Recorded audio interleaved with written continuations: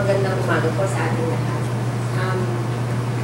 The chair sends her regrets for this event, pero pinadala niyo po ako bilang representante ng Komisyon ng Karapatang-Tao para ibahagi sa inyo kung ano na po yung nagawa namin. But let it be said that she's actually in Timonan, Quezon, and she's going to open a forest museum for human rights victims at Timonan, Quezon. Marami po kasing centuries old trees doon, mag-planting din po sila just to build memorials, community memorials, para makita na across the nation, meron tayong mga palatandaan o yung mga markers para makita natin yung paghihirap ng mga biktima ng martial law. So let me just share with you our presentation for today, and siguro magkukwento rin po ako ng konti tungkol sa mga backstories about how we help in instituting a law for compensation of human rights victims. So basically, my scope is, of course, where they left off, siguro I will continue. This is in the Constitution. And then, just some thoughts on MDL 840 as well.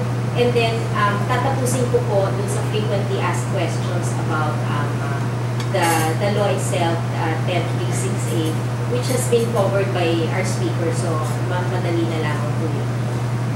So, basically, when we had the 1987 People Power Constitution, ang maganda po dito is, this is actually an ideal constitution kasi galing nga tayo dun sa dark past natin, the atrocities of martial rule. And ang mensahe po ng ating constitution is never again. That's why we have human rights safeguards in the constitution, and I can name to you two, na memoryado na po yan, parang mantra po yan sa Komisyon ng Karapatang-Tao. It states that the state values the dignity of every human person and guarantees full respect for human rights. Malamnan po yung sinasabi, pero totoo nga ba po kung nangyayari yan sa ngayon. So makikita nyo naman na nung nakinig tayo sa mga biktima, sa mga historians, marami pa pong dapat ipatupad itong mensaheng ito. But basically, ang sinabi rin po ng ating kasama sa Kongreso, napatupad po nila at some point when they passed the RA 10368, yung Congress shall give the highest priority to the enactment of measures that protect and enhance the right of all people to human dignity, reduce social, economic, political inequalities, and remove cultural inequalities by equitably diffusing wealth and political power for the common good. Again, mga malalaman na salita, pero kung titingnan natin, parang ang hirap pang abutin or to claim it fully. One basic human rights safeguard that was installed in the 1987 Constitution was the creation of an independent commission on human rights. Kanina narinig po natin yung historia natin na ang gusto po noon nung itinatag yung Presidential Human Rights Committee was that to take the form of a truth commission. In fact, nung ako'y nag-aaral po at nagsasanay sa karapatang-tao, inisip ko nga po has the commission failed in its role to tell the truth? So siguro po, kayo po ang makakapagsabi kung at one point siguro pwedeng nag-fail kami, pero in some other ways, siguro naman po nagtagumpay kami kahit paano. Ito po yung nakasaad sa konstitusyon na aming mga kailangan gawin.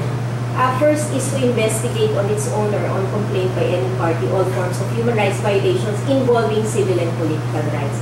Bakit po civil and political rights? Sinabi po nagbalangkas ng konstitusyon natin na kailangan bigyan ng importansya o prioridad ang civil and political rights kasi yan talaga yung mga violations na talagang namayagpag noong time ng martial law. So, kailangan unahin po yun.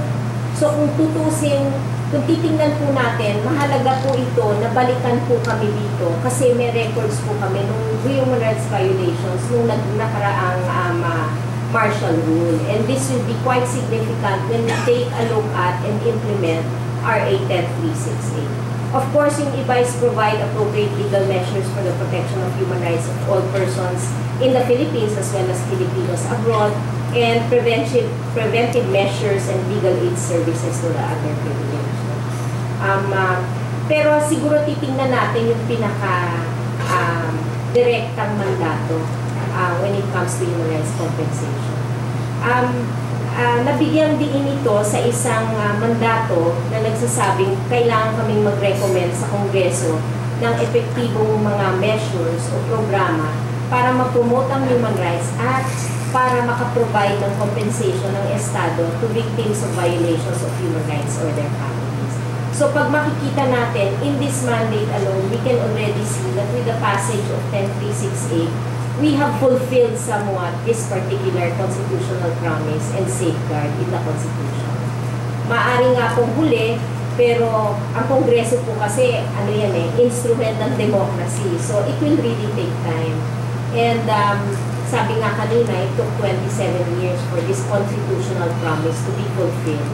Na nakikita naman natin na sa hanggang ngayon, hindi pa fully fulfilled siya.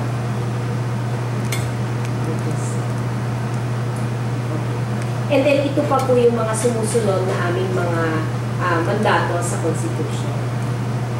Going to MDL 840, hindi ko na po palalawigin pa, pero sabihin na rin natin na syempre yung Alien Tort Act, yan, and it's a private claim. Marami po kasing nagsasabi na bakit wala po sila sa listahan, human rights victim naman po sila. Ang sinasabi po namin, totoo po yun, hindi naman po ipinagkakait sa inyo yung claim na kayo human rights victim, you were victimized during martial law, but this is a private claim. And what's the sad fact about this is that, syempre, kung hindi kayo naabot ng network ninyo, yung mga ordinaryong mga taong hindi nasa lantaran during martial law, hindi naabot itong particular initiative na to, hindi po sila kasama dito. But nevertheless, what we did was, because we had the mandate to be able to help, to ensure help or assistance to human rights victims, especially because we arose out of that never again promise of the Constitution, we assisted the councils through Attorney Rod, and we went around the country para magtagpo po yung council tsaka yung mga eligible class members para magkaroon ng kompensasyon na naaayon dun sa private claim. And then, of course, we monitor the case in Makati, yung enforcement ng foreign judgment, na siguro maaari nating tanungin din si Attorney Rod mamaya kung ano na nangyari doon kasi natalo nga sa kaso at hindi daw na-exhaust yung domestic remedies bago maipatupad yung foreign judgment na yun. Yun ang sabi ng judge sa Makati RTC. Pero ang importante pong isipin po dito, sinabi din nga po nung ating tagapagsalita kanina, si Ms. Crema Ngahas, na ang justice po, parang justice sa atin. Kasi makikita din po dito na kahit tinataguyod po nila yung claims nila under this private claim nga po, makikita natin na yung even our system of justice is so restrictive. Because when they first tried to put this case in our courts, ang sabi po ng korte ay kailangan magbayad po kayo ng masyadong mataas na court fees. It took po the Human Rights Committee of the United Nations to say this is discriminatory, you cannot do that. Kasi biktima na nga to, you're doubly victimizing them by saying this is our claim, you have to pay court fees for that. So that led to a communication against the Philippines saying that you must be able to install that court case para mag-proceed na yan. But many years later, as we know, recently nga, sinabi nga na nag-fail daw to exhaust domestic remedies kaya hindi ma-enforce yung foreign judgment na ipinanalo nila Attorney Rod. Here comes now RA 10368. Marami po kasing nagtatanong, covered ba po ako dyan? Sino-sino pa po? So, pwede ko pong sabihin sa inyo, in summary, that the dimensions, who is a human rights victim, can be answered maybe in 3-4 points. So, first is, kung nangyari yon between the reglementary period. And the reglementary period is September 21, 1972 to February 25, 1986. marami na pong pag-aaral dito, marami na pong debate, marami na rin pong umiyak kung bakit ganito lang yung time period na ibigay. Marami din pong nagtanong, bakit hindi nyo ni-reckon from the time when the writ of habeas corpus was actually revoked, no? So, or suspended rather. So sabi naman namin, we left it up to the wisdom of the authors of the bill kung bakit ganito po ito. Marami pong magsasabing masakit kasi baka hindi sila covered, pero titingnan din po natin kasi ang tema po ng batas nito ay hindi na po dapat palawigin ang pagpapahirap sa mga biktima ng karapatang pantao during martial law. So that's one element. The second element is that sino ba yung nag-violate? Sino ba yung gumawa ng kahayupan sa kanila? Of course, ito na yun, ano? Agents of the state or persons acting in an official capacity as defined. And dapat yung layunin is to preserve, maintain, support, and promote the said martial law regime or dictatorial regime. And third is to conceal abuses during martial law or the Marcos regime and or the effects of martial law. Sabi nga po kanina marami na pong tumatanda ng mga human rights victims. Marami na pong nangamatay. Marami din pong nag-disappear na hindi naman po nag-reappear at hindi nalaman kung anong nangyayari po sa kanila. So, paano po yung mga ganon? Ang sinasabi po dito, of course, the heirs can claim and those who are deceased, incapacitated, missing, legal heirs po or representatives can be the one.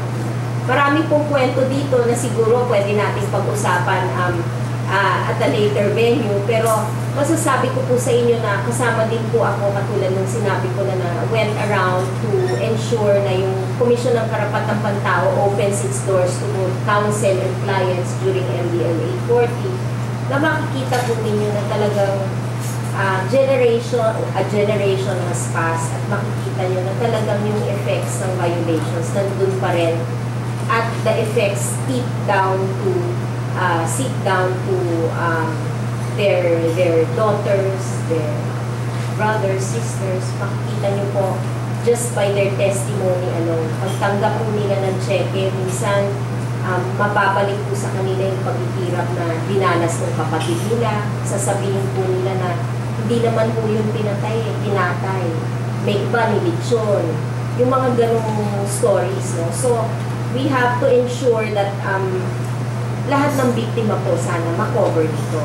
But of course, under the law, kailangan po mag-apply po tayo. Sabi nga po kanina ng ating historian dito na yung satisfaction cannot be reached, full satisfaction, no? It still depends on us.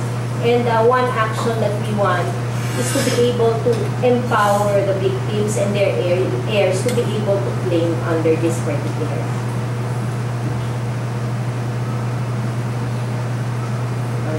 So kung ano-ano yung mga violations na yun, makikita po natin that there are three main. No?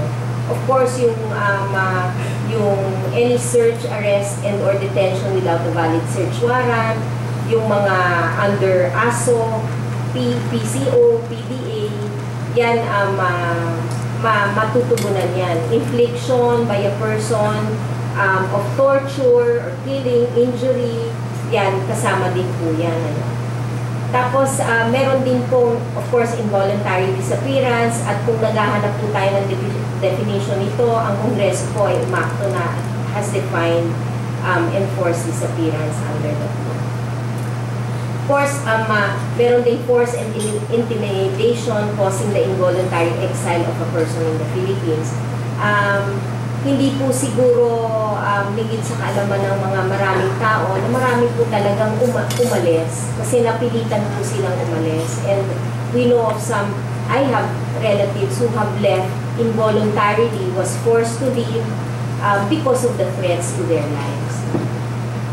And then, of course, the fifth is any act or force, intimidation, deceit causing unjust, illegal takeover of a business, confiscation of property, etc.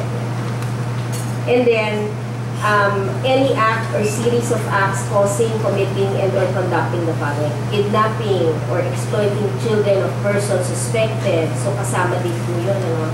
committing sexual offenses against human rights victims detained or in the course of conducting military or police operations. Marami po tayong kababaihan na nabiktima po dito. And other violations similar or analogous to the above. So marami pong covered na pwede pong matugunan. Katulad din po ng sinabi kanina, and this is maybe my third to the last slide, is yung entitlements. No? Sabi nga po hindi po ito pera-pera lamang.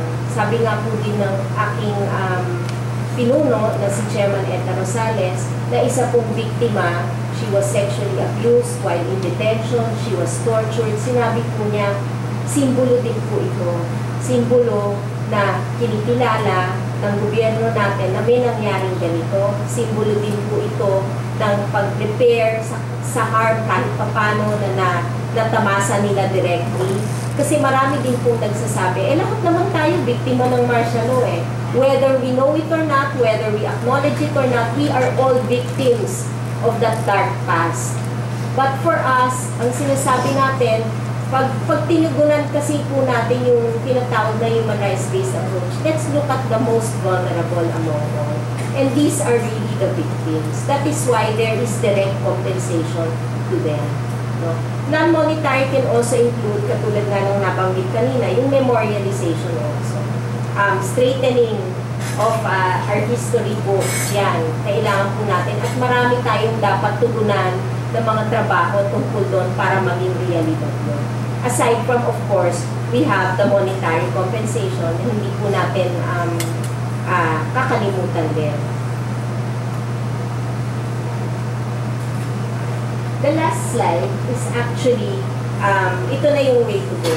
Bukas po kasi, anibersaryo na naman po ng pagdeklara ng martial law sa Pilipinas. So, 2013 minus 1972, ilang taon na po yun. So, kami po, personally, si Chair Eta has been actually asking Malacanang, please appoint already, constitute the compensation board. Isa pong chairman yan, 8 members. Mag-work po yan in 3 divisions para mas mabilis po ang agos ng mga process ng mga claims. They only have 30 days to organize once they are constituted, 9-member body. And they only have 15 days to be able to issue the implementing rules and regulations. Ang sabi po ng aking pinuno, si Chair Eta, tutulungan po natin sila, magbigay po kami ng payo ukol dun sa implementing rules and regulations para matulungan na po silang malathala as soon as possible. Kasi po, matagal na pong inintay ito ng mga biktima, pero po kailangan din po makita po natin na matulungan din po itong compensation board na to. Kasi sila po yung natatanging body that can process claims for this. So, siguro po doon na lang po ako mag-e-end and we will probably be happy to answer your questions to the best of our ability.